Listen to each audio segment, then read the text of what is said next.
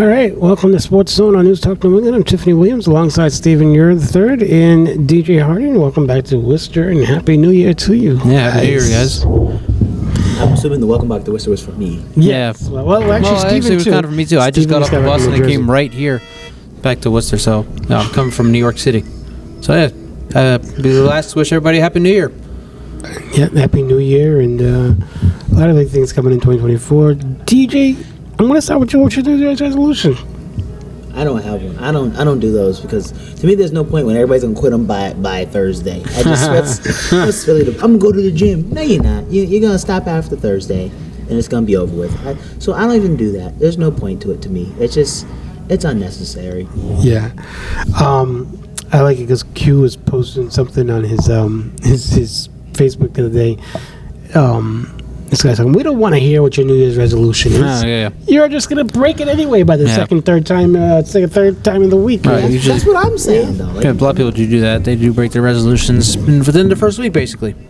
My New Year's resolution is to have no New Year's resolution this year.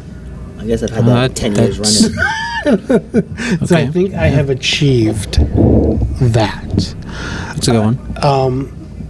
With that being said, Stephen, we actually have covered so much in this past couple of weeks. Yes, we have.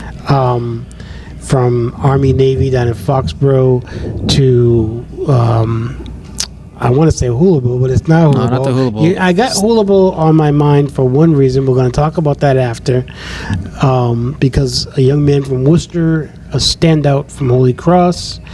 He's not originally from Worcester, but he's standout from Holy Cross. He's on his way to the Hula Bowl. He should be down in Florida now, Orlando. But let's talk about that Boston College game. That Army Navy game first. I'll let you lead with that. Yeah, that was a great game. It was an interesting game to say the least. It was the Army had just recovered a fumble, returned for a touchdown on defense, and made it score was 19-9 or something like that. Or they had gone up by 10. And it was 3:49 left in the game, and being different in the booth, and I was like, all right, well, that's game. Let's get down to the field and go beat our photographer, Tanny Mambanaway. And all of a sudden, we get down to the field. It's 17-11 or whatever the score was at the time. And Navy gets the ball back. They're at the 1 yard line with 1 second left. I was like, wait, what just happened? We just saw Army was up by 10 with 4 minutes left. How did Navy come back? So, really, all in all, it was a great game, great experience. Shout out to whoever got us credentialed for Army Navy. I had a great time. And great ending, really it was. Literally, Army made the stop at the goal line to get the win over Navy. And they also clinched the Commander-in-Chief's Cup for the 2023 season. So, a great game between Army and Navy. The 124th game at Gillette Stadium. And talking about 124th game, let's go to the 125th season. And we'll start here and we'll go to the highlights. I thought this was a typo, actually, when I saw that 17 different players have scored an offensive touchdown for them, but no, that's accurate. Great play. Oh, the ball comes loose! Boston College gets the turnover, the first of the day. Donovan Ezeraku on the edge. Fresh set of downs for Castellanos. Pressure on the edge. He sees it and runs right up the middle. Big gain for Castellanos inside the 30, down to the 26. Jonathan McGill finally tracked him down. Jennings finding his sea legs a little bit here on this drive, throwing the football. Hand it to Johnson. He's got room on the right side. Inside the 5, down to the goal line. They'll mark him right outside. And a great shove by the right guard, right tackle. Staying with Johnson, and he powers his way in.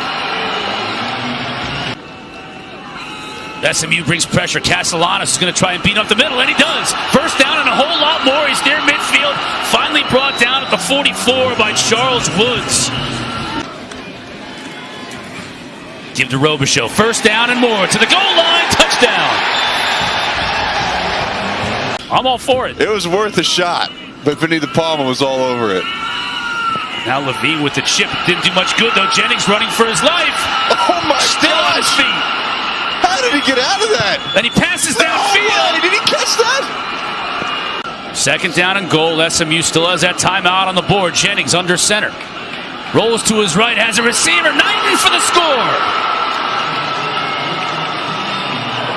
to help catch that football and bring it in. You see, Mark, with the rain dying down just a little bit, Castellanos much easier to the passing game, but he throws that right into the arms of a defender. Alex Kilgore, now he fumbles the ball, picked up by SMU. Here inside of Fenway. Kick is blocked. KP Price got a piece of it, Mark. Castellanos again to throw. Skeet inside the 30, cuts it upfield. Down inside the 20, still on his feet inside the 15. Got to get Bond lined up, and he does. Design run for Castellanos, has all kinds of room to run, and he scores. Joke kind of about the pass interference stuff, but they've been in consistent calls, right? No team has gotten the advantage in the calls. Wow. Robichaux. Oh. Inside the 15. You see that big body moving downfield. Same play they scored on last time. Castellanos to the pylon. He dives in. Just got right down there on the neck. It's going to be cold. It's sticky. Our final from Fenway in the Wasabi Fenway Bowl. Boston College 23 and SMU 14. Castellanos definitely MVP offensive side of the ball for that game. Well-deserved MVP as well. Stephen, back-to-back, I mean, Russian touchdowns, the way he pulled those two off. I mean, you would have thought they learned, SMU, from that first one. And then they let him just slide back in and left that open right where he went in the first time. Yeah. Very, very. I want to say it was a great performance by Castellanos, because we talked about on the post game when we were at Fenway. We talked about it here again. And again, not a typo, not a kidding here, ladies and gentlemen. Alex Castellanos, the quarterback of Boston College, had 6 passing yards in that first half. He wound up with 102 in total, so he did do a little better second half. But it was the defense that really led the way for Boston College in the second half. And obviously Castellanos rushed for 2 touchdowns on 2 consecutive drives. One from 12 yards out, the other one was from 15 yards out. He finished with a BC quarterback ball record, 156 yards rushing, and 2 touchdowns. And Boston College defeated SMU in the Wasabi Fenway Bowl, 23-14, to cap off a great 2023 season, which they finished 7-6. So wait, y'all gave him MVP and he had 6 passing yards in the first half? First half. That's affirmative. Yeah, it was his fourth quarter that really earned him the offensive MVP. I can tell. Yeah. That's gross. Like that's, I mean, yeah, that's gross. Yeah, it wasn't the best. It was a sloppy day. I don't remember from the rain was. Well, yeah, it was raining a lot. The pigskin it was raining a whole lot. We were down on the pregame. We were getting soaked out there. Oh my goodness gracious. Yeah, pregame I was miserable. Yeah, she was like, "Yo, right, can we wrap this up? We gotta, let's go back up to the booth." Like, you know me during pre-games, during post-games. I'm like, okay, I'm psyched. I'm up. I'm like, let's do this. I want to get out the room. During pre-games, I gotta get you to get started because you be like those Pirates games. Oh yes, I'd be like, can we get back upstairs, please? Oh yeah. Just one more. Yeah, it'd be like that sometimes, but. Yeah, Castellanos was the offensive MVP again. 156 rushing yards, which is a BC bowl record for a quarterback. That is a bowl record. And 2 touchdowns on back-to-back drives. But I bet you the 6 yards in the first quarter is probably a bowl record as well. I mean, well, maybe. I'm not exactly sure. But again, he did finish with 102 yards passing. He calmed down a little bit there. But again, I said this pregame as well. Castellanos, he does this with his feet. So yeah. And the thing was with. When it came to SMU, we talked about they were second. They were second in FBS and sacks. So Castellanos being able to run, it was kind of an advantage for him. He was able to get out of the pocket. If he's going to pass, he could just run it. And he did that. 2 rushing touchdowns in the fourth quarter in the win over SMU. So listen, and I think the coach from Southern Methodist University had it pretty correct when we were in that post-game press conference when he said we got beat by the better team. Well, they did. Ultimately. Boston College did a great season. Not a great season, but it was a good way to end the season anyway. Yeah. They started 1-3, 5 consecutive wins. They were at 6-3. And they all just came tumbling down in the end. They lost the last 3 of the regular season. But, again, we talked about it already. They bounced back, and at Fenway Bowl, sloppy first half, bounced back. Very strong fourth quarter. They blocked that kick. Made 2 fourth-down stops by the way also in the second half. So, huge defensive effort by the Eagles. And Castellanos got them points on the board in order to get the victory. And they finished with a 7-6 record. Yes. All right. From college football to the Boston Celtics. I know you're waiting on this one. Yep. The Boston Celtics. All right, the Celtics. They're up 6 right now. Yeah. They're up 6 straight. I don't. Yeah, they've won 6 Can't straight. tell you when they have won. The last time they won 6 straight. I think it was at the beginning of the season. Well, we do know that they defeated the San Antonio Spurs 134-101 on, I believe it was Sunday. Yep. Yes. Yeah, it was Sunday. I wrote that article up, and it was a pretty good game. I gotta get your take though. Honestly, it's that thing for me where my concern with the Celtics is that moment of, well, we've been here before, where they start really good, and then as time goes on, shenanigans ensue. So, on the broader picture, given we're a team definitely with championship aspirations, I just kind of we will see. As for right now, we look great. I mean, the Kristaps trade's paying off. Derek White, honestly, it's in a world where there's not so many good guards in the East, I'd say he's an all-star. But when there's Tyrese Halliburton and Maxies and your Jalen Brunsons and all the other people, Donovan Mitchells and all them out there, he's not going to make the all-star team, obviously. But in a world where, there's maybe a little less guard play, I would give it to him, honestly. Derek White's been playing well. Yeah, I was just gonna say, as far as the Celtics go, Jason Tatum, I still think he's the leader of this team. He's leading them in points most of the games that I'm seeing. She was telling me before we came on that Derek White he's undervalued, underappreciated as a Celtic, easily, and he's doing a great job. Obviously, Kristaps Porzingis. I said it I remember we were here in Arkansas when he was acquired by the Celtics, and I was like, oh, this is great. So the Celtics are on their way to the NBA Finals at this point, just because they got Kristaps Porzingis, but. While the Celtics are hot, they won 134-101 over the San Antonio Spurs on New Year's Eve. There is also the game, I think it was Thursday night. They played the worst team in the league, who had lost at the time 28 consecutive games, the Detroit Pistons, and they fell down by 20. DJ, what was that? Honestly, all that is just a classic case of any given Sunday. Also, too, because you remember, I learned this when I covered the WNBA last summer. There's still NBA teams. There's still professional players. So as much as it's like, oh, they've lost 20. It was at that time. I think it was 26 straight. I think they just set the record, and it was like, oh, we're playing Detroit, and it's like, well, they're still an NBA team. You still gotta not take them lightly. Also, the Celtics are do a very classic thing I call playing down to your competition. Whereas a lot of times I found last year, we play games. Like I remember my favorite example was Game 5 in the first round versus the Hawks.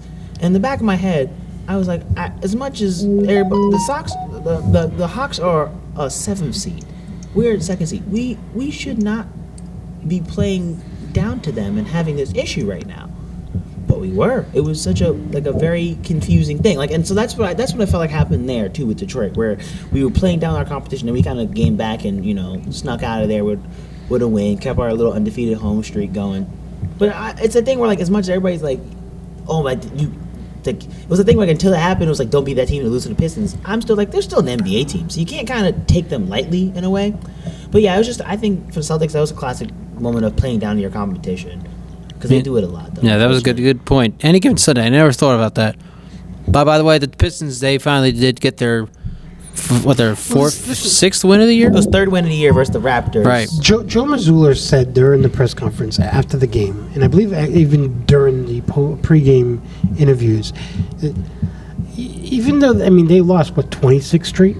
Yeah. 26 straight. They had. Even though they lost 26 straight, that makes them tougher and more hungrier to win.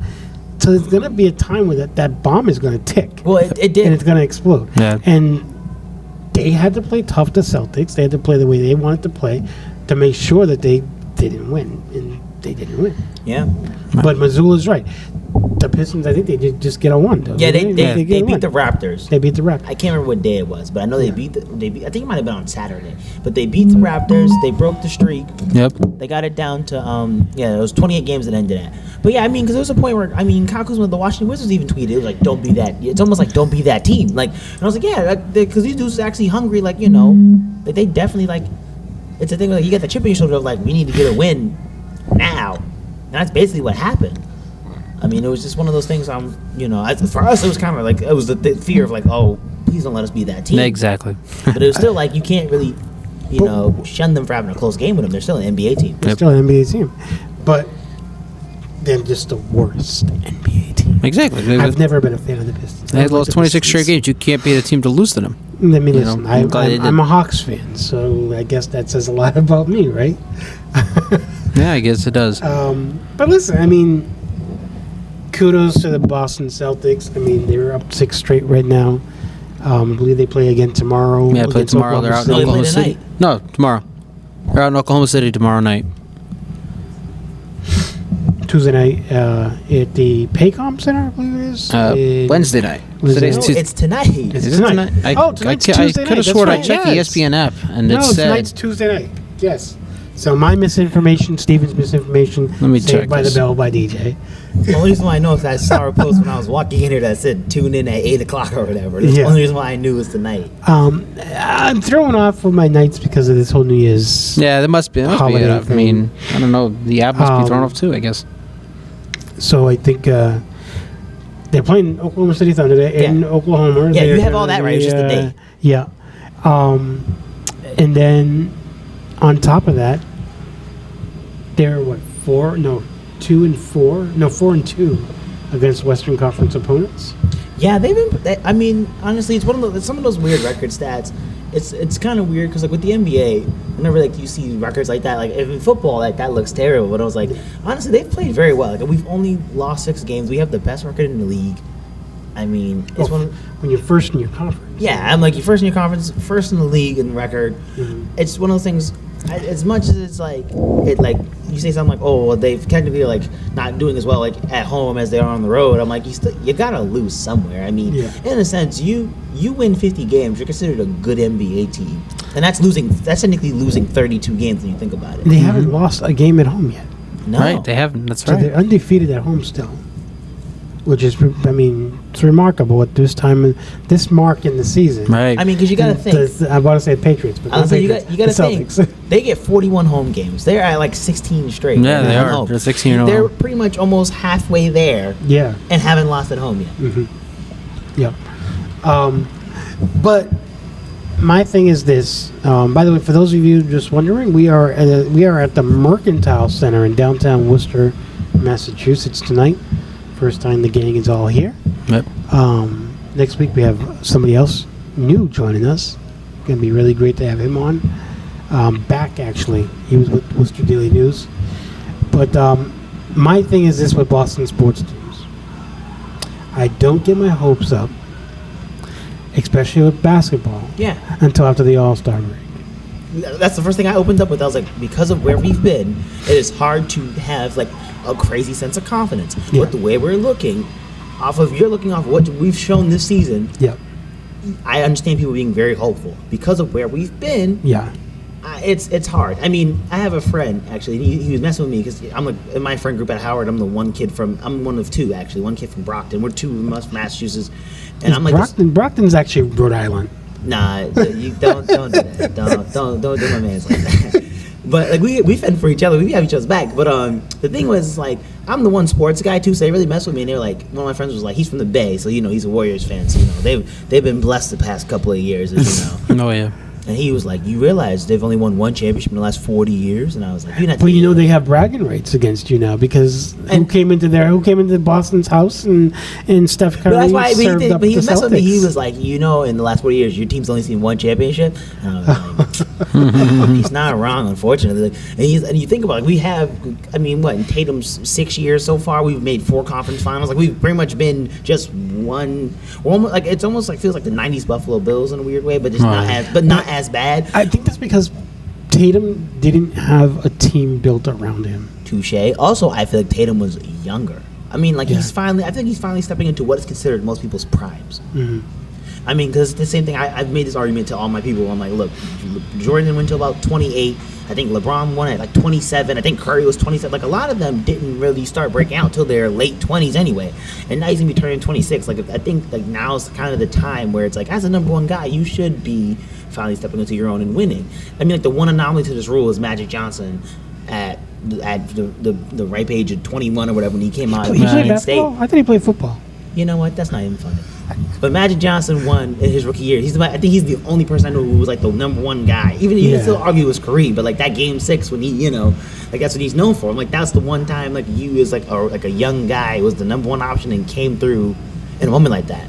I feel like for every other athlete and like every other star, like when you were the number one guy, it took a while for you to broke through.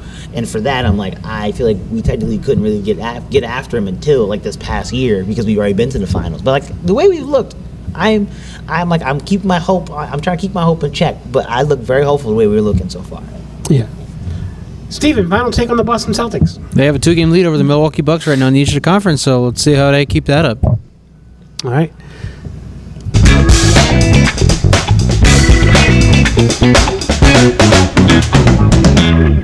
All right, we're going to switch gears now, and we're going to go to the probably worst team in the NFL right now. Well, we're going to the Carolina Panthers now?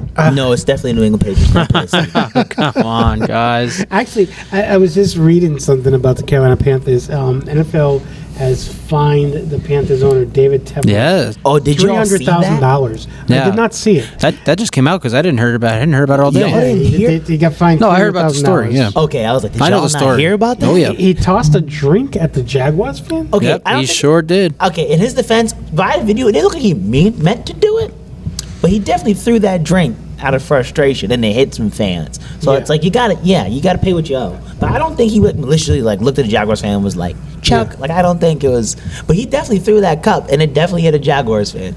I think it was just out of frustration. I'll admit though, the reason why I say the Patriots I think are worse than the Panthers is And the because Jaguars fan will probably come back and probably try to sue him. yeah, probably what happened. Might. I'll be honest. The only reason why I say the Panthers are worse than the Panthers are better than the Patriots is because I feel like the expectations of the Panthers versus the Patriots, I feel like the Panthers' expectations were lower. That's the reason why I'm like. Yeah. No, yeah. Also, too, with the Patriots, I haven't been here long enough to talk about this with y'all yet. The fact that we had about 3 straight games where we allowed under 10 points but couldn't win because we couldn't score a touchdown. Yep. We stink. Yeah. But hey, you got the win And on Christmas Eve. I though. believe you said earlier on during the season that the Patriots were trash. Honestly, I as someone who lives here and grew up here, I don't like saying it, but like by the day, my take got stronger. I mean, also was the thing where I said to somebody, and I wonder now if anybody else realized this, because I was never a Mac Jones believer. As you know, Stephen, I've been many times The about back attack? Yes, Right. Whack Jones. I never was on his. Whack Jones. I was That's a good never one. on his train. As Stephen knows, every time we did the Happy with Zappy, I was Yep, always that's like, right. I'd pick Zappy because here's why I lost Mac Jones. When he got drafted, to me, college football, the Heisman, basically is a quarterback award. Like the MVP is in football. Why? Because they run that whole offense. When you're in an offense where the receiver wins the Heisman over you and you are throwing him the ball, I immediately have suspicion. Devonta Smith won the Heisman on that Alabama offense. Do you realize that, Stephen? I do, yeah. He was the one throwing him the ball. When the college football voters were like, the reason why this team is good is because that receiver, not you throwing the ball. I was out then. Clearly, when he doesn't have a whole bunch of people around him, we see what happens. Yep. Unfortunately, Bailey Zappi has also been just as atrocious the other day. So at this point, I'm on the let's sign Jacoby Brissett and draft Michael Penix train. I'm just gonna announce that to y'all now. I am a Michael Penix believer. Oh, yeah. That's the train I am now backing. Ever since my man Bruce Oregon was freestyling on the sideline before he had a game-winning drive, I've been on that train ever since. Yeah. Just at this point, let's get Michael Penix. Let's sign Jacoby Brissett. I think he's gonna be a free agent. So I'm like, let's sign Jacoby Brissett. He's already been here, and let's just get 2 new quarterbacks. Because between I said to my dad, Crappy Zappy and Whack Jones, I'm done. I'm so done. I am so done. Why did they get rid of Malik Cunningham? They didn't even give him a chance. I don't know. I've been wondering that too. But if you're Malik, I think Malik's winning because he's in Baltimore now. Yep. Yeah, Exactly. he's going to now, and he's going to end the season with a ring. What a turn of that. Honestly, they just might do it. I said at the beginning of the season. You did. That Baltimore is going to go all the way. Matter of fact, Wait, remember my post on Facebook? I said it would be nice if this year, 2024, if Baltimore wins the Super Bowl and the World Series. If the Orioles can go to the World Series and the Ravens can go to the Super Bowl in 2024, I think that'll change the vibe of that city. Honestly, it's hard to not be out on them. I mean, Lamar Jackson is far and away the MVP at this point. Oh, yeah. I feel like there's no conversations I said there. on Twitter yesterday. There's no conversations anymore. I was in the Tyreek Hill train for a long time, but after you miss enough games now, that's useless. I understand the McCaffrey argument. I can't goodwill think that's going to happen when Derrick Henry ran for 2,000 yards and didn't get a single MVP vote. So I'm just going to assume that they're not going to give it to a running back at all. No, I'm just gonna assume because it's not even like McCaffrey's like cracking anything too crazy. I mean, he's been scoring a lot, and he might crack 2,000 all-purpose yards. But I'm like, he didn't win MVP when he did it before, so why would he get it now? Yeah. Brock Purdy, I never could give it to because it's the same. Purdy is trash. I honestly feel like he is Mac Jones with an all-star offense. That's really what I believe. Yeah. I genuinely like. I think you put Mac Jones there, they could do the same amount of damage, and he'd be revered the same way. And I'm like, it's really the talent around him and not him. Yeah. I think Brock Purdy's a little better than Mac Jones, but it seems like every time they get behind or they have to fight back and he has to make a play, he can't make a play. So I was always like, to me, it was like Tyreek Hill, because if he cracks 2,000 yards, like he's never been done before. So I'm like, they might give it to him just off of that. Where I was like, maybe like Tua or Lamar, but after Lamar's outdueled everybody that's in his path, I think it's going to be Lamar. I mean, I posted it yesterday, not on Twitter, on X. I'm sorry about that for those who are listening. On X, that Lamar is going to be the MVP. There should be nobody else even in the conversation for MVP. I mean, he's had a spectacular season. It's not over yet. I mean, it kind of is over because they're playing next week. They have the 1 seed clinched up. Yeah, He's probably not going to play. I think it's his. If it's not him after the last 2 weeks that have transpired, right. I would be nuts. I would go nuts. At this point, too, I actually want to pitch y'all a different question because now this is something I thought about, and I want to see somebody else's take. Does Lamar Jackson have a really good Hall of Fame case after this? Because he's one of 10 people, if he wins, to have 2 MVPs. I think he would be a good candidate for the Hall of Fame. Like it's kind of like the assumption that he obviously plays about 10 more years and like stacks up the Pro Bowls and stuff. But like in a sense, I think he's going to try to be the next Tom Brady and try to be the GOAT and in go a sense, beyond 40. I mean, the race is really between him and Patrick Mahomes at this point. Yeah. I mean, because it's the thing where they really try to pitch up like Josh Allen and Joe Burrow as like the Manning to Mahomes' Brady. I think Patrick it might Mahomes be. is too busy eating Subway.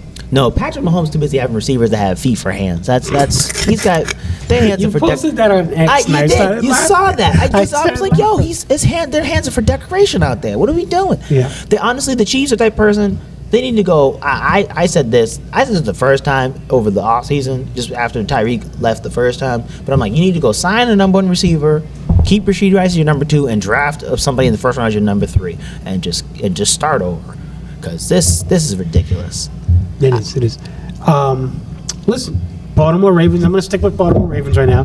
They are America's black football team. Yeah, honestly. It's Jim Harbaugh is the only thing. John Harbaugh.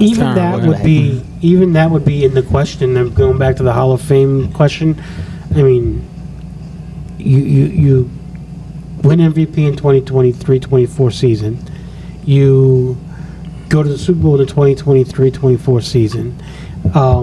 You're basically America's first NFL black football team. In a way, because they have the all-first black quarterback room. You kinda, they do. That's right. In a sense, like, even though it sounds a little weird to say, because, like, obviously you've had your, like, Russell Wilson winning and Mahomes. I'm like, this is kind of like the blackest quarterback we've had since Doug Williams when you really think about it to win the Super Bowl. The blackest quarterback And then you have what, 3-4 backup. That's why I'm like, this is kind of like this has been like, and he's like the blackest football. This has kind of been since like Doug Williams. Honestly, Yeah, the that's what I was thinking about. Was Doug Williams? even the like- receivers coach is also black. like it's like come on. no, like literally, it's. I mean, I'm not too shocked by that at all though, because if you like look at like the metrics of like football players, it's like 70% of like NFL players Yeah. are black. That it was kind of But I like give it to Baltimore Ravens because Baltimore Ravens are doing exactly what no other team in the league is doing. and that's what I was gonna say. Like that's where it's different though. And that's what I like too, because they're doing what the Patriots aren't doing. And you know what they did? They took Malik Cunningham and they sent the Patriots a statement. Listen, okay, we're going to take him off your hands. We're going to give this guy an opportunity that you'll never give him because of the history of the Patriots. Well, here's the worst part with the Patriots, and it's that thing where like I don't know if they realize they're doing it, but when they told them to convert to receiver, I was like, you realize you're playing into a very awful stereotype for black quarterbacks. Like I don't know if they realize that, but you realize Tony Dungy as a quarterback, Steven? Tony Dungy ended up playing defense in the NFL. He had to convert. Yeah.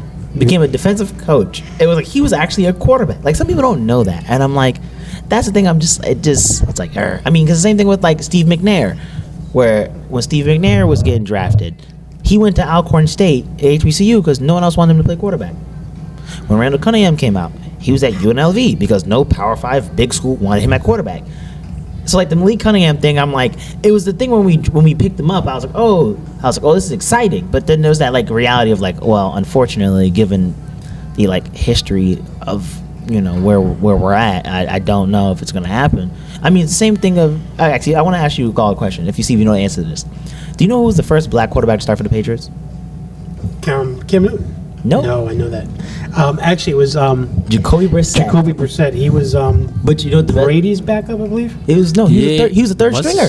Yeah, he's the third string. You know why Brissett played? Because Brady was suspended. Brian Garoppolo got Hoyer. injured. And Brian was the Hoyer backup. was- That's right. No, it was Garoppolo. Garoppolo was it? Yes. Brady got suspended. Jimmy Garoppolo. Those 4 games, Garoppolo got hurt after the second game, so Yep. Jacoby Brissett started. And they had no other option but to play. They had no Yeah. other option. Yep. In a world where Brady doesn't get suspended, it doesn't happen until Cam Newton, which was 3 years ago. Yep. That's why I even though I say we should sign Jacoby Brissett and draft Michael Penix, I'll admit now that we went there. I as a person who's on campus, like I have a friend who's on the football team at Howard. We have some classes together, and he always jokes like, "What y'all gonna do for quarterback? Who you gonna draft?" And I was like, "Well, as much as I think we should draft Michael Penix, something tells me we're gonna get like Bo Nix or Drake May or somebody. Not that they're like bad, but I'm like, knowing how this goes, that's probably where we're gonna go. Even though I personally prefer Michael Penix. I think he's a better quarterback. Also, I've seen him outduel Bo Nix, but I'm like, Yeah. you Oh, know, yeah. Yeah. So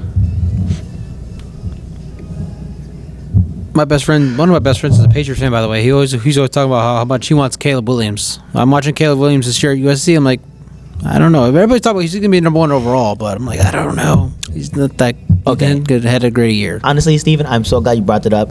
I think Caleb Williams has what it takes to be an NFL quarterback. Here's where I think Caleb Williams is going to be thrown in an unfortunate hole. The Chicago Bears should keep Justin Fields. I firmly will say that. I agree with that 100%. The Chicago Bears should just do what they did last year when they finessed the Panthers. Yeah. Let's call it what it is. They finessed them. They played them. They should let someone like the Atlanta Falcons or the New York Giants, someone who's like, we need a quarterback, let them trade up, take their first this year, their first next year, and go take one of their people off their team that's going to help your team, and let them go with Caleb Williams. Now here's where Caleb Williams is going to be messed up. They have put this boy, or I guess it's a man because he's older than me, but like my brain, like they put Caleb on this high pedestal that I don't think he'll reach.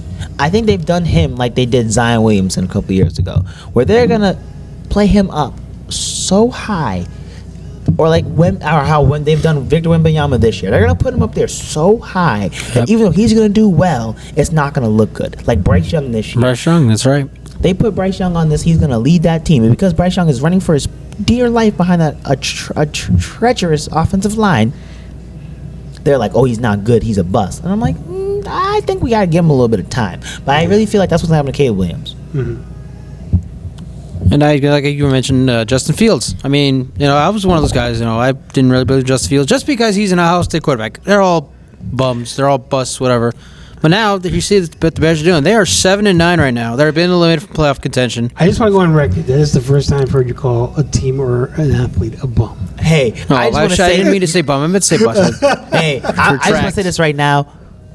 I feel like I deserve a little credit from you, Steven, because when we had that show up there, upper floor, right before I left, I said I think C.J. Stroud win Offensive Rookie of the Year, and you said I don't trust the Ohio State quarterback. You got that right. And I said I believe in him and Justin Fields, and I feel real proud of myself that they're doing well right now. They are. So I say, well, at least one more year of Justin Fields. Don't draft a quarterback this year. Stick with him, and then after next year, and I'm not sure if any good quarterbacks coming out of the 25 draft, but you kind of can't really go Caleb right now. That's not the good idea for the Bears. Who do you think the number one quarterback coming out of the NFL draft will be? That's tough. It's gonna be Caleb Williams. I at this point, I told you they've pitched him like they did, like they've done. I joke like Wemby and Zion, how they did Bryce Young last year. They've Trevor Lawrence the year before that, Joe Burrow in 2020, where it's like we've pitched them as the undoubted number one quarterback. I mean, it's to the point where on some other networks, I've seen people. I won't name names. I don't know if how licensing and stuff works and getting sued. But I've heard other sportscasters genuinely say, "Oh, there's." Put them you should draft Caleb Williams over, and they'll name quarterbacks that are actually top 10 quarterbacks. I saw one at one point after Jalen Hurts had a terrible game, you might want to get Caleb Williams over Jalen Hurts, and I was like, all right, now y'all you guys are wilding. That's too far. But because they put him that high, he's gonna go number one. Because they've pitched him as this generational talent. Side note: why every year there's always a generational talent? How's it supposed to be generational when there's one every year? That's not generational. That's Makes sense. Yearly talent. Yeah. Random side rant. But yeah, that's what's gonna happen with Caleb. I think he's going first. I think Penix should go second. In reality, most likely it's going to be. I think it's going to be either Drake May or Bo Nix are going second and third. Probably Penix will probably go fourth, and then Jaden Daniels will go fifth. Because even though he won the Heisman for them stats, I feel like because their team really didn't do that well, their people are going to kind of be a little hesitant on him. All right, Steven, give us your pick for the Super Bowl. Well, as of right now, you got to say the Ravens and the Niners, right? I mean, they're the two most explosive teams in the NFL right now. But if I can go dark horse here, I'm going to go dark horse. How about those Lions? I mean, come on. They're first division win since 1993. Dan Campbell is doing a great job there. Love what Jared Goff is doing. So, while the Lions and the Rams are both good, they're probably going to meet in the wild card. I could see either of them being dark horses because the Rams, they have a great team as well. You want to hear, before I get mine, you want to hear a fun stat I learned, or I looked up myself? Do you know who was Offensive Rookie of the Year the last time the Lions won their division? Mm-hmm. Jerome Bettis. That's how long he was there. He was Offensive Rookie of the Year last time the Lions won a division. Where is he even at now? Jerome Bettis is done, played in Pittsburgh, retired, in the Hall of Fame. Where is he? What is he even doing now? Who knows? That man He's not even doing commercials anymore. Hey, he pops out when he wants to. Honestly, I just see him pop up places, and they're like all 75 team. He just pops up like to where he can just Yep. He can do Dennis Rodman appearances. Yeah. Except for hopefully he doesn't start wearing a wedding dress. I don't think he's as crazy as Rodman though. But okay. I gotta ask. Your pick, and then I'll get back to your 49ers thing. I was gonna say, honestly, even though they've been looking a little rough, I still, out of the NFC, think the Eagles are coming out. Fly, Eagles, fly. I know it's crazy because they've lost a couple in a row, but I genuinely think I think it's that thing where because I feel like they've shown what they can do, and I feel like because their back is against the wall, and because everybody's gonna doubt them, they're gonna give them that chip on their shoulder that Jalen Hurts had last year, and they're gonna get there. Mm-hmm. Now, out the AFC, it's hard to not pick anybody that's not the Ravens. I mean, as much as I'm kind of Mahomes is like the new Brady, where it's you just never doubt him just because you know the potential he has. We've watched the man with 13 seconds make a drive. It's kind of you kind of got to give him his credit, but they've looked so rough that I'm just going to assume the Ravens are going. Mm-hmm. Now, my dark horse, instead of the Detroit Lions, because this is the one team I think might get the Ravens, are the Cleveland Browns. Ooh. I'm going to pitch something to y'all right now. We might have what I would argue is the greatest playoff game ever, because you realize there's a world where the Cleveland Browns will, if they beat the 4 seed and the Dolphins, who I think are going to win the You just muted me. No, you didn't mute me. I'm tripping. Okay, so if the Dolphins, who I think are going to win the AFC East next week, and the Chiefs beat their opponents, and the Browns beat whoever wins the 4th seed, probably the Jaguars, because they play the Titans, and the Titans have had a rough year. I genuinely believe the Cleveland Browns will travel to Baltimore, and that'll be the greatest playoff game ever, because you have Joe Flacco go to play his old squad, and then, but let's remember something. The Baltimore Ravens, before they were Baltimore Ravens, used to be the Cleveland Browns. That is going to be what I think might be the greatest playoff matchup in history. And in second place, I think would have to go to what I would argue Matthew Stafford's homecoming to Detroit, because that's going to happen, and I'm excited to watch that. I think Detroit will win that, though, but I'm excited for that one. But yeah, my dark horse, the Cleveland Browns. All right. I got to stick by Q and say Cowboys will be up in the Super Bowl.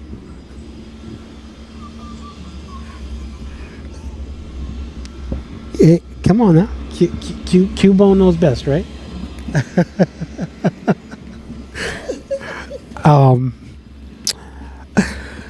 Ravens will definitely be my pick. Gotta say Baltimore, not just because I want to go to the Super Bowl, but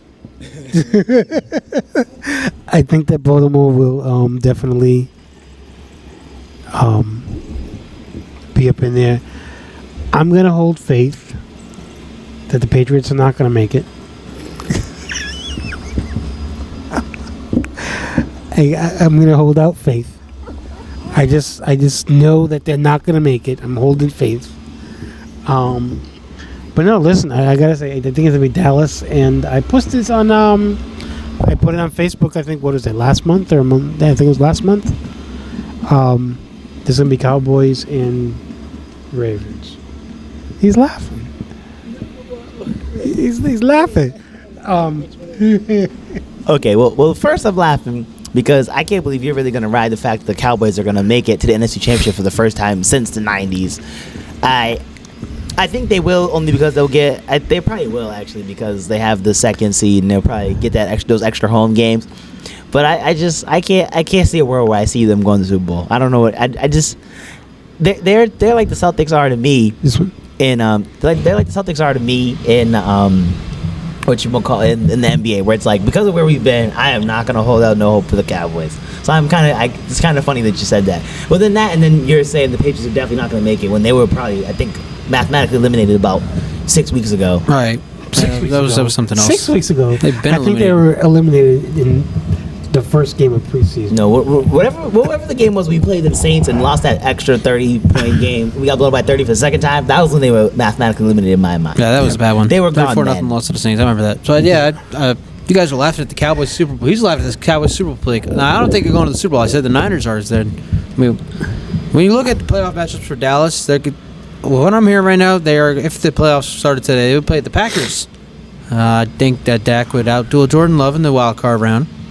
Go to the divisional round, they'll probably play the Rams. I would pick the Rams over the Lions in the wild card. Cowboys already beat the Rams by like 100 points earlier this season. So I think the Cowboys, it's going to be round 3. We saw it 2 years ago. We saw the Niners and Cowboys in the wild card. I don't know if you guys remember that. Dak ran on when he tried to get a field goal. They had no timeouts left, ran out of time, Niners win. And then there was last year in the divisional round where the Dak threw like a 2-yard pass to Zeke. He was immediately tackled. Cowboys lost that one. It's round 3. But this time, it's in the NFC Championship game. The Niners and the Cowboys out in Santa Clara. I mean, he was talking about the Browns and Ravens in the postseason. My friend mentioned this. Poetic justice. Imagine this. Now, you have the Dolphins win the AFC, so they'll go to the playoffs. But they're already in the playoffs anyway, so it doesn't even matter. But imagine this. Joe Flacco goes to Baltimore, knocks off his former team, the Ravens. What if Tyreek Hill goes back to Kansas City and knocks off the Chiefs? Poetic justice. I definitely gotta say,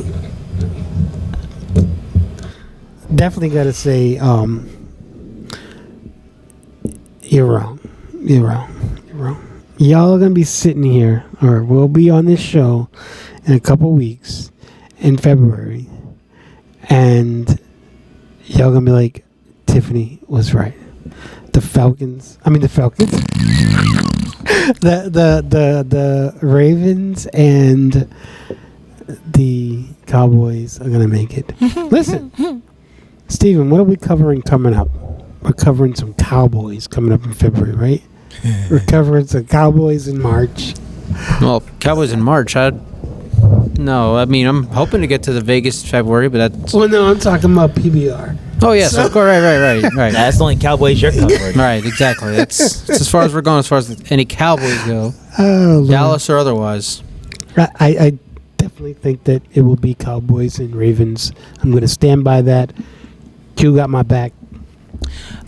Steven, the only reason why I don't see the poetic justice you were pitching is I don't see the Buffalo Bills going to Miami and beating the Dolphins. I honestly feel like, and I said we joked about this before we went on air. Yeah. I think they're gonna force feed Tyreek Hill. He's gonna get his yards to get to 2,000, and they're just gonna it's gonna be an onslaught of a day, and it's gonna be great. It's like they win the AFC East. Tyreek reaches 2K, or they're gonna make sure he at least breaks the record because I think he's about 200 and something yards away from the record. So I think it's just enough that I'm like, yeah, they're probably just gonna let him go hamtown. Break the record, win the AFC East. Now I think they're gonna get each other in the second round though. But the thing is, it'll be Mahomes going to Miami. That's why I'm like, it won't be as great poetic justice because it'll technically be in Miami. But I think they'll beat up in the second round. Yes. Well, how about this for Sunday Night Football, Week 18? Again, Dolphins, Bills in Miami. Winner wins the AFC East, all that stuff. Bradley Chubb's tore his ACL. He's done for the year. Where's the pass rush coming from? Xavier Howard, his foot. I think he broke his fractures for something. He's not going to play Sunday night. Who's covering Diggs? Who's covering Nate Davis? Who's covering Dawson Knox? Come on. Dolphins are beaten. Jalen Waddle is not going to play Sunday night. So, I mean, and by the way, you talk about the Bills are not going to. They could miss the playoffs, but both the Steelers and Jaguars both have to win, and the Dolphins have to beat the Bills in order for the Bills to miss the playoffs. And I don't think the Steelers are going to lose to Tyler Huntley. Yeah, I think Buffalo's getting put out the playoffs, honestly. I was going to leave it at the Dolphins will win. But in a world where the Steelers got to beat the Ravens, where they're probably not going to, they're going to rest their guys because they have the AFC, the first seed all clinched up, everything's locked. They can't do much anything else. I think Pittsburgh will do their job. I'm pretty sure Jaguars do their job versus the Titans. I mean, at this point, as a King Henry supporter, his offensive line's atrocious. We had a little bit of scuffle, me and Steven, verbal scuffle before we got on air about that. But that offensive line's terrible. He's getting hit 4 yards behind the line. So I'm pretty sure the Jaguars will take care of the Titans, especially with their AFC, their playoff lives are on the line. Yeah. And then it's the thing where the Texans playing the Colts, and pretty much winner of that is also going to be the other seed once Buffalo loses, unless they win. So I'm kind of just assuming that the Dolphins are not going to... They want to have a home playoff game. It'll be the 2 seeds. So now it's, in a sense, 2 home playoff games, assuming that you do your job. So I think the Dolphins are going to lock all that up, and I'm just going to assume Buffalo's going to put out the playoffs. Talking about the Finns, to all my people on the Twitter streets, I told y'all so. I told y'all so. I didn't expect that type of game from the Dolphins. I did not expect that.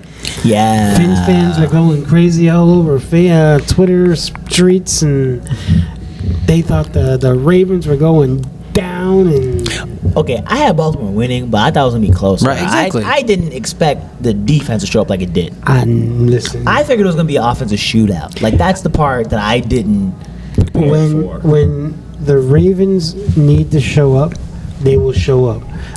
They showed up. They turned out. They put their foot on the gas on both sides of the ball. No, they put their foot on their necks and snapped it. That's what that was. That was just as bad as the San Fran one. I mean, no, San Fran one was actually kind of worse though, because Purdy threw 4 picks. That was awful. Yeah, but they only lost by 2 scores. The Dolphins lost by 33. I mean, like, true, but it's the thing where, like, think of where the Dolphins were going in. As like they couldn't beat teams over 500. I think of what San Fran was going in as. No, you're right. People were like they're the best team in football, and then to kind of get manhandled like they did. Right, you're wrong. They did not do well. They only have 1 win over the team over 500, and that was the Cowboys. Yeah, like the Dolphins have played terrible versus teams over 500, which secretly why I feel like as much as I was like, oh, the Dolphins could play the Chiefs in the second round, I honestly could see C.J. Stroud being the 7th seed as the Texans or like the Steelers and going to Miami making an upset. I could see it. I can see the Dolphins doing their job for like one extra game and then falling apart. Honestly. Steven, give me your 5 takeaways from the 2023-24 season. Oh, we already talked about it here. Lamar Jackson he actually won the MVP after he beat the Niners. His performance against San Francisco, that's when he locked it up. Everybody's talking about it. You can talk about Christian McCaffrey. He's doing so well. But is he really valuable to the Niners? I don't know. They have Ayuk. They got Debo. They got Nick Bosa. The better Bosa, by the way. Putting that out there. Everybody knows that. It took way too damn long for the Chargers to fire Brandon Staley. Should have been happened. Like, before that Patriots game even. They should have been fired Brandon Staley. That's 2. Russell Wilson era is finito in Denver. It didn't take long. And we thought Nathaniel Hackett was the problem in Denver. No, apparently it's Russell Wilson. But there's more to it. There's something about his contract and all this other stuff. So we'll see where Russell Wilson goes next year. Patriots, they got the win on Christmas Eve. So you guys talk about the Patriots, the worst team in the league. They basically got Russell Wilson benched. Like, they beat Russell Wilson, and then Sean Payton was like, all right, we're done here. It's time for Jarrett Stidham. Bring it on. Yeah, and Antonio Pierce should be the head coach of the Rays next season.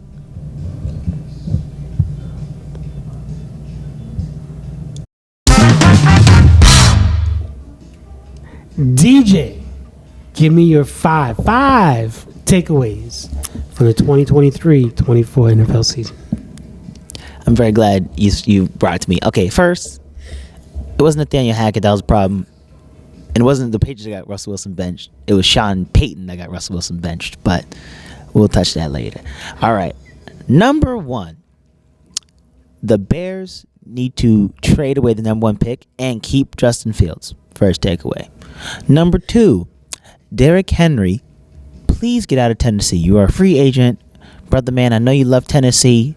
And I know you probably just as much as I was hoping to see you eventually break Eddie George's rushing record and become the rushing king of Tennessee. But, brother man, you got to go. That offensive line is just straight terrible. I think the 2 best options are Baltimore are the Eagles. They both got offensive line. They got rushing offenses. Takeaway number 2. Number 3, Indianapolis. As much as Gardner Minshew has been all cool this year, you need to make sure you start Anthony Richardson next year. Don't be that team that because Gardner Minshew went and won 6-7 games for you, think that you have your franchise quarterback in Gardner Minshew and you had it, and he just happened to jack up his shoulder. Now knows, even though I'm a big dude, I need to slide.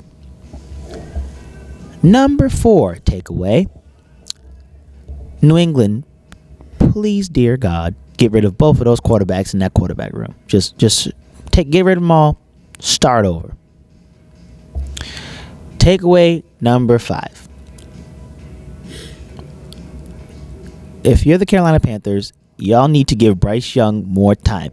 I'll admit, even though I thought C.J. Stroud was a better quarterback, that was just me. I understand that he's doing well, but y'all cannot drag this man Bryce Young for this one season when that offensive line has had. I've watched Red Zone. I've seen that man running for his life more than throwing the ball. You can't blame that entire thing on him. I think you gotta give him more time.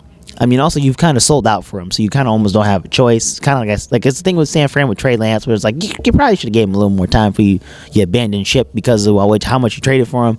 So I feel like you gotta try to build up that offensive line. And try to draft some receiving gems in the 2nd and 3rd round because you trade away DJ Moore, but you got to give Bryce Young more time. That was my 5.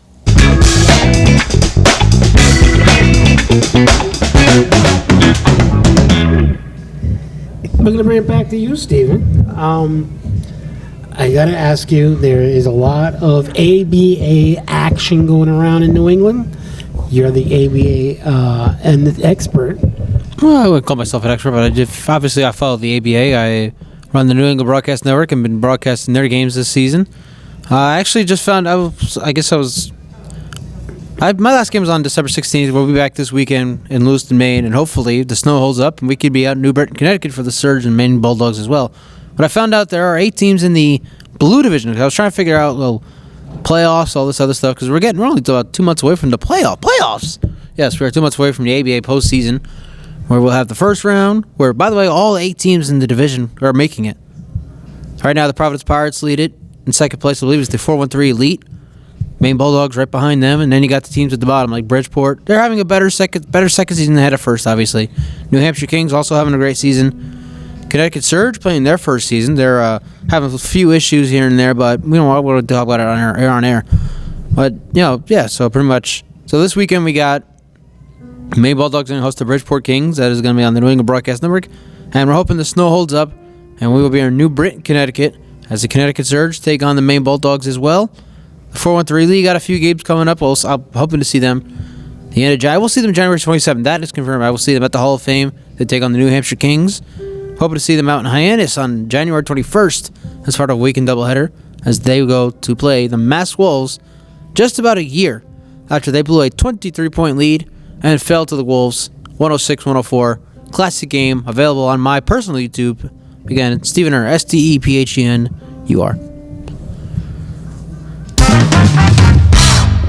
All right. Going to swing it back around to college football and some Worcester stuff.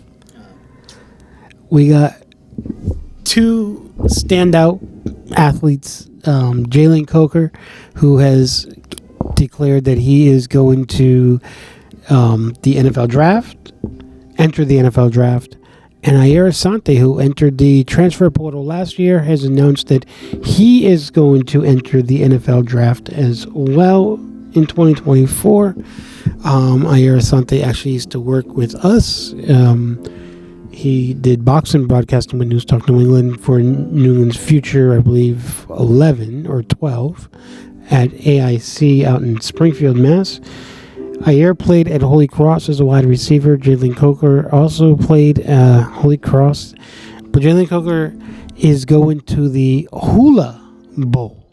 The Hula Bowl. Some of the top seniors in the country get selected to play in the Hula Bowl. It is happening, I believe it's the 9th, the Hula Bowl. Either way, he is down in Orlando now. He's getting ready to play in the Hula Bowl, meeting some new teammates and stuff like that. But it's amazing because when you actually hear about the talent that comes out of the local colleges in Worcester, and you get to hear about guys like Jalen Coker, and then guys like Ayer Asante, who transferred to Wyoming, by the way. He entered the transfer portal. He used it to his advantage. He transferred to Wyoming. But he got a decent education in Worcester. He played great football for Holy Cross. We are working on getting both of them on in the very near future, probably sooner than later. But I got to ask you, especially DJ here, how good does it make you feel when you hear like an athlete that spent like 4 years in college here in Worcester, or even a high schooler who grew up in Worcester, go on to play or enter the NFL draft and then possibly get selected by an NFL team? As a kid from Worcester growing up here, as someone who's worked with kids in the city, anytime somebody from Worcester does something, no matter sports, whatever, it's the same thing like why I secretly love these past couple of years, even though, as y'all know, like as we talked, me moving to DC for like my last 2 years of schooling, it's always been good to come back because you prove to these kids that you can do it too. Mm-hmm. I admit, as in my childhood, like the whole NBA dream kind of died out for me after a while because I kind of always just assumed like, oh, like that's not something that we do here. Like you gotta go to that's the thing. Like you gotta go somewhere else to do these things. So when you see like football players and basketball players and all these people are like doing things, it's like, yes, you let these kids know if you put your mind to it, you can do it too. So I always love hearing stories like about kids like this, and even if they went to college here and they're not even from here, but it's like, all right, but like it's still like figures you're showing these kids is possible. Like it's the Kevin Garnett. Anything is possible when you show these children and you show everybody that this is possible and they can do it. I always love it. Easy as that. Yeah, I agree with you. I'm from Worcester. I'm born and raised, but I get excited when we have people. Even people that come here for 4 years of college and to go on to, I don't want to say bigger and better things, but bigger things and better things. Because, if your dream is to make the NFL and you actually can get into the draft, you've gone on to bigger and better things. Yeah. Or at least you've achieved your next level of your dream. But I love it, and I agree with what you said because it gives them an opportunity. They can come back here later on, years later, and say, listen, you can do what I did. I'm a kid from this city, or I lived in this city for 4 years, and I know, basically makes me a product of the city. Yeah, you can do what I did. I remember, and I probably shouldn't equate this to this, but I remember when Clarence Thomas came back to Holy Cross. He went to Holy Cross. So I remember when Clarence Thomas came back to Worcester and he spoke. And I said, listen, this should give people hope. Like, you can... Okay, that probably wasn't the best. DJ's over here wilding right now. Because of all people. I picked Clarence Thomas.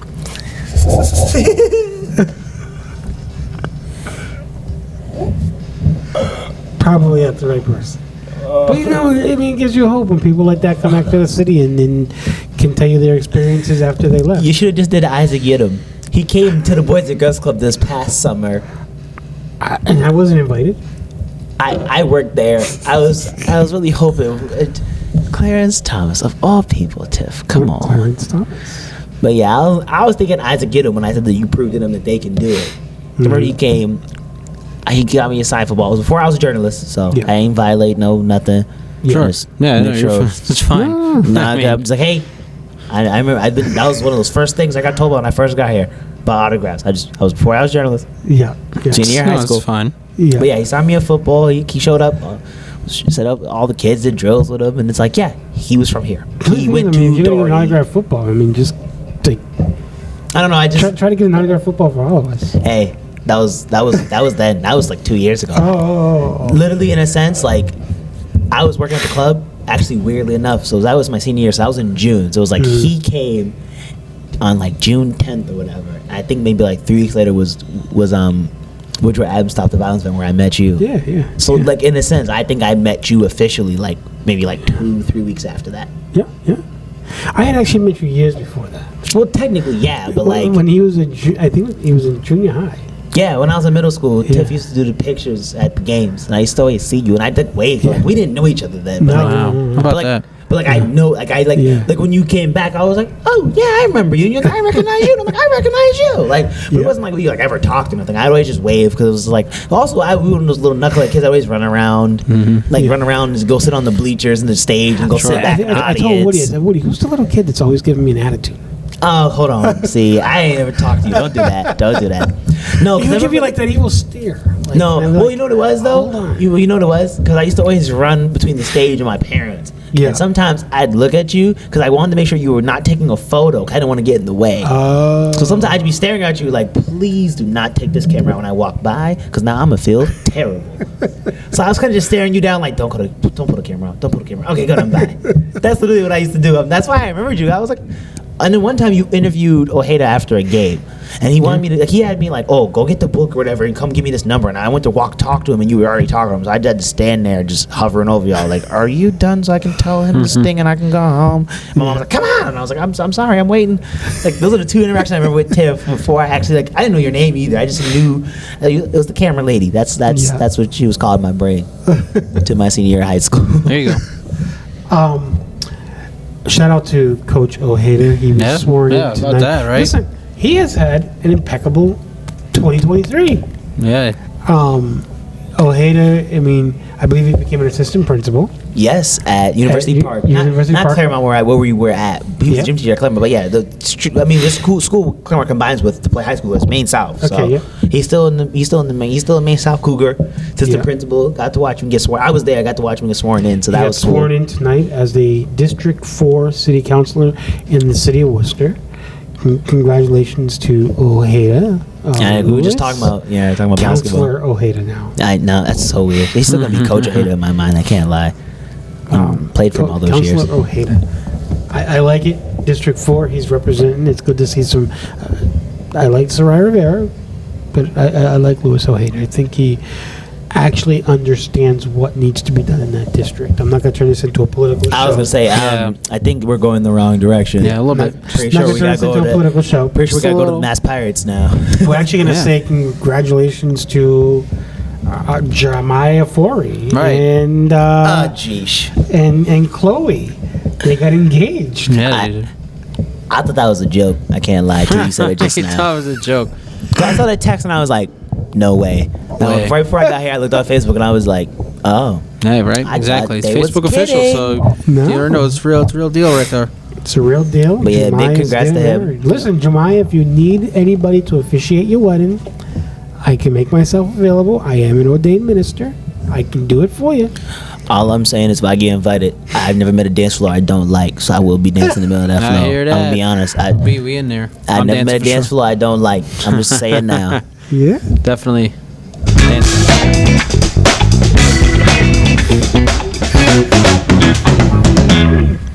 All right, the Massachusetts Pirates are going to be kicking off their 2024 season, but they are not doing it in Worcester, Massachusetts, at the DCU Center. Nope. As a matter of fact, they go to the Saugus Arena, Yes. way out in Lowell. It's actually not way out. It's actually not about that maybe far. 30 minutes away in Lowell, Massachusetts. Here's my thing about the whole idea. Strategically, I think it's a great idea what the Pirates are doing by going to Lowell, Massachusetts. I think that Jawad is doing the right thing by going to Lowell. You actually have two semi-pros teams in that area too. You have the Mill City Eagles, and then right over the border you have the Granite State Destroyers. If you work all three teams together, who knows what you might have in that region of Mass, New Hampshire, for football. It'd be great to see Jim Harmon or whatever from the ECFL can come up with and maybe work with the Pirates and say, hey, listen, we got some great players too that can, because a lot of those semi-pro players out in Lowell, Mass, and in Manchester, a lot of them played arena football. So it's going to be great to see, how the Pirates work out there. I'm going to hand this one over to Steven, and then we're going to go to DJ. No, as Tiffany was mentioning, the Pirates, after their first 5 seasons out here in Worcester, they are moving to the Zonga Center in Lowell, Massachusetts, which, by the way, also hosts not just the UMass Lowell. I don't know what their mascot is, honestly, but it's on the campus of UMass Lowell. You got that much. It also hosts the PWHL's Boston team, the Professional Women's Hockey League, formerly known as the NWHL, which was the National Women's Hockey League. They rebranded, and they put teams all different places. Well, obviously, there's one in New York, there's one in Toronto, one in Minnesota. But anyway, so there is a team out at Zonga Center. They actually start their season this month. I'm not exactly sure. You can find the dates on their Twitter at PWHL_Boston. But yes, there's also a Professional Women's Hockey League team here playing at the same place, Zonga Center. For those Pirates fans wondering, when does the season begin? Well, that, my friends, would actually be Saturday. I didn't hold this whole time, but thought it was a Friday. My mistake. It's a Saturday, March 23rd. And who are they playing? Oh, old friend, long time no see, the Jacksonville Sharks. The Sharks, DJ's face, you can't see it on camera, folks, because there's no camera. DJ's face lit up. Yes, the Jacksonville Sharks have joined the Indoor Football League for the 2024 season. So the Pirates and Sharks, old NAL buddies, will meet to kick off a new era of Pirates football on March 23rd. Now this is like that how I learned about the UFO the other day. This is just as much shock where I was like, what just happened? I was sitting the other day on Twitter and I was thinking like, oh, the DC Defenders, the XFL. I'm in DC. I'm like, maybe I'll go catch a game or try to figure out I can go cover them in some way because I'm already down there. And all of a sudden I just looked and said, and I went to look up XFL and it was like the UFL and I said, huh? I was so caught off guard. I was so caught off guard by all that. The same way, because when you said the Jacksonville Sharks, it was the moment of like, I know them, but not for the indoor football league. They're like the NAL, and I was like, that's what it was. And I was like, oh my goodness, that's crazy. I guess they moving on up, or moving on up to the east side, to deluxe apartment in the sky. I'm glad, Tiff. I'm very glad you got my joke. Very glad you got that.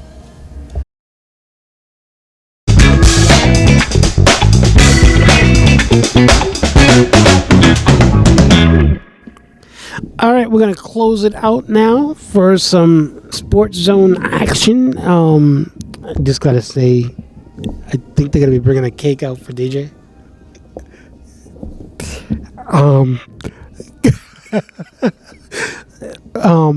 DJ's face here is like, huh? What? Huh? Tonight's actually a big night for DJ because DJ's going to renew his dues tonight for the National Association of Black Journalists. So, big night for DJ. Steven, before we end, I'll go to both of you guys. Give me your top 5 takeaways right now as it looks with New England sports. Your top 5 takeaways.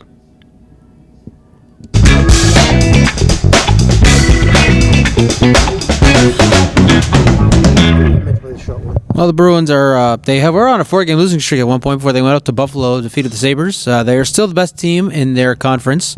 By the way, it's the 100th season of the new Boston Bruins. How about that? That's awesome. I don't know if this is New England sports. The Connecticut Sun are going to post the LA Sparks. So, DJ, I don't know if you know about this either.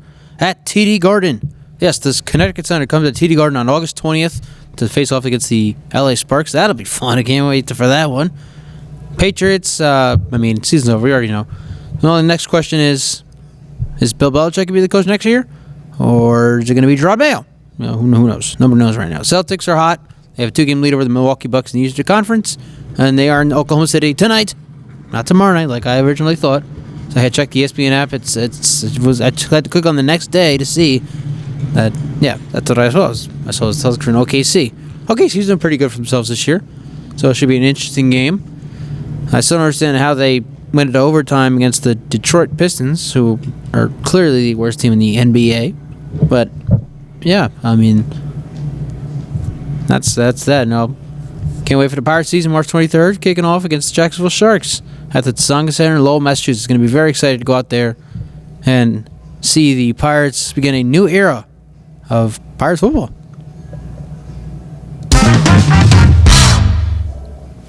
All right. For my 5 takeaways for New England sports. 1, the Boston Celtics. It is all about 18. If it wasn't ever before, the time is now. I think the championship window has officially opened in my mind. I think you need to go get you one. 2, if you're the Patriots, I'm just kind of use one from earlier. Please get rid of both of those quarterbacks. Another thing is though, which you touched on, I think we need to keep Bill Belichick. I know everybody is real out on him. I feel like he's a defensive coach and that defense has played great. It's the offense that's the problem. I think we need to give Bill Belichick a better quarterback and actually see if we can pull something off. Also, Bill, I need you to do something that you've never done before. Please go out there and buy a receiver. And I mean buy. I mean go get somebody and pay them some big bucks to go catch that ball. Let's go get us an actual playmaker, please and thank you. Number 4, the Boston Red Sox. What are we doing? I don't even know what y'all doing anymore. I'm confused, concerned. I don't even know where we are when it comes to Major League Baseball. I just know where we're not, which is anywhere I feel like we're a contending team. So we need to fix that. Last takeaway, I don't know if anybody else is going to say it, but I will.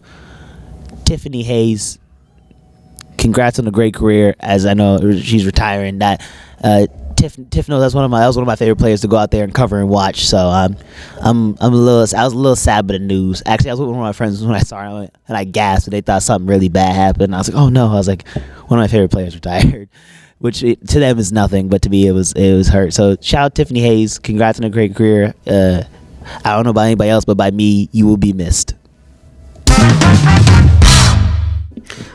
All right, my top 5. I will have to disagree. It's time for number 1. Belichick has to go. Out, gone, bye. See you later. Don't let the door hit you with a good Lord split you. That's all I gotta say. Number 1. Number 2, the Red Sox. People. Let me just say this as calm as I can. The Red Sox are in a rebuilding stage right now. We have a new general manager. We are doing. You can't build. Rome wasn't built in a day. You know what I'm saying? You can't rebuild a championship team overnight. It's gonna take some time, and people are gonna have to realize this is not going to be an easy process right now. They're not gonna win the World Series in 2024. We all know that. But we can build that team for 2025 or 2026 that may possibly win the World Series if it's built right.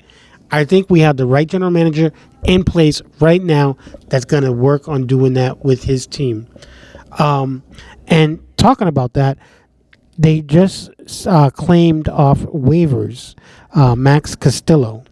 I got this email from the Red Sox about 2 o'clock today. Max Castillo, he pitched in, I believe, 7 games last year. 7 games in 2023 with the Royals, Kansas City Royals. It's not because Max Castillo's coming here from the Kansas City Royals. Ryan Fitzgerald is gone to the Royals. I'm going to miss Ryan Fitzgerald. That's my number 3. Ryan Fitzgerald, I'm going to miss you. You meant so much to Worcester. I don't know if you even realize how much you meant to Worcester, but you are like the adopted son of Worcester. You are definitely now a Worcesterite. I'm going to move on to number 3. That was number 3. Number 4, Tiffany Hayes, congratulations on your retirement. You deserve it. I think I was looking, and I think I saw 11 years in the season in the league. 11 seasons in the WNBA. So congratulations to you. It was great going down there and covering a game and writing about you and covering you. DJ's over here crying.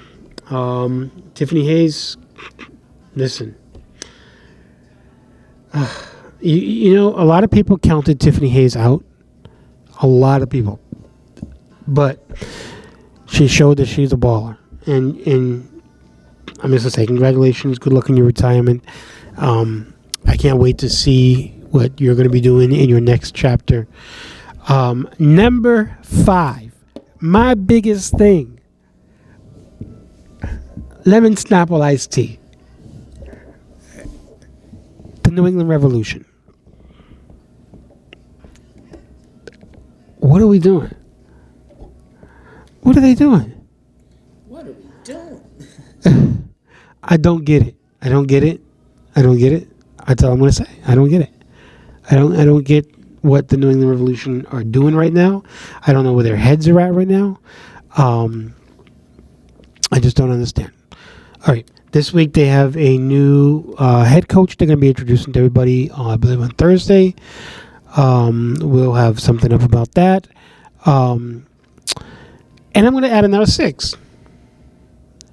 I'm going to put an offer out there tonight.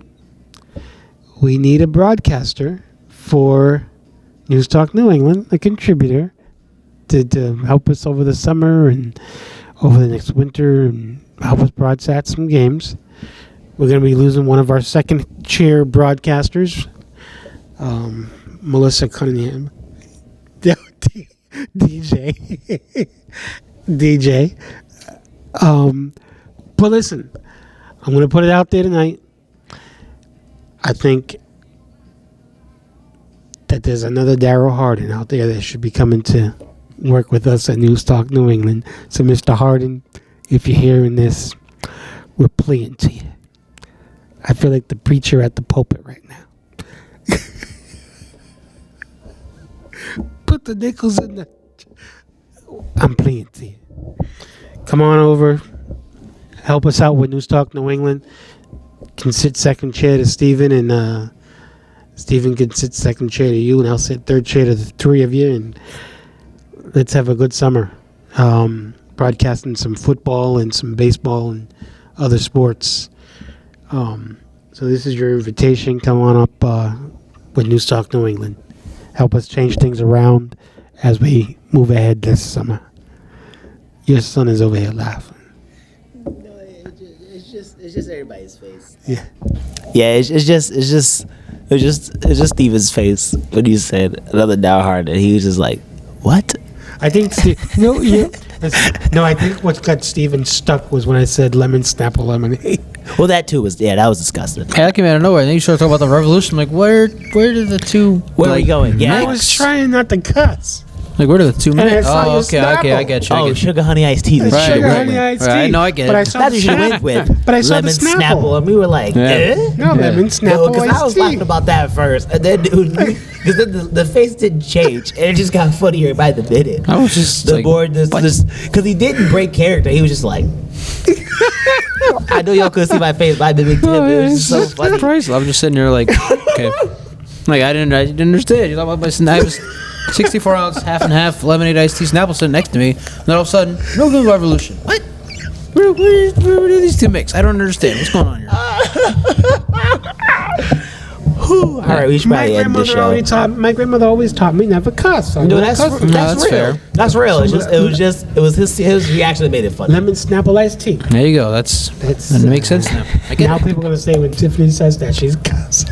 Pretty much. She's cussing. All right, for News Talk New England at the Mercantile Center in downtown Worcester, Massachusetts, Happy New Year. Stephen, what's your New Year's resolution? I just hope everything works out the way I have it planned right now. That's all. That's real. Uh-oh, folks. That means he's probably leaving.